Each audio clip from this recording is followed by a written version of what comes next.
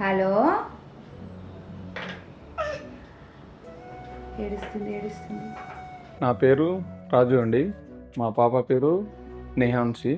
మా పాప మాటలు రావట్లేదు. దగ్గర 2 years వరకు మేము వెయిట్ చేశాము.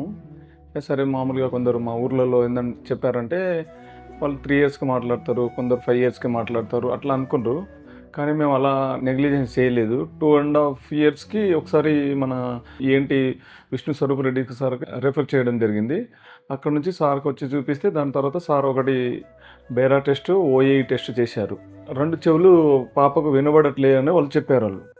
అసలు మేము అప్పటికి చాలా స్టన్ అయిపోయినాం. అసలు ఏంది, అసలు పాపకు చెవి వినకపోవడం ఏంటిది అసలు. అప్పుడు మేము బాగా ఏడ్చేసామండి. అప్పుడు ఏం చేయాలో అర్థమవుతలేదు. నేను ఆల్రెడీ పోలీస్ డిపార్ట్మెంట్ అక్కడ నుంచి కొంత మా డీజీపీ సార్ని కలవడం జరిగింది. అక్కడ ఆరోగ్య భద్రత నుంచి ఏమైనా కవర్ చేస్తే సార్ ఇట్లా ఉంది, ఆపరేషన్కి 23-25 lakhs అవుతుందని చెప్పారు సార్. మరి ఎట్లా అంటే సారు కొంత హెల్ప్ చేశారండి. తర్వాత నేను మా commissioner sir Ramesh Reddy sir మాకు చాలా హెల్ప్ చేయడం జరిగిందండి.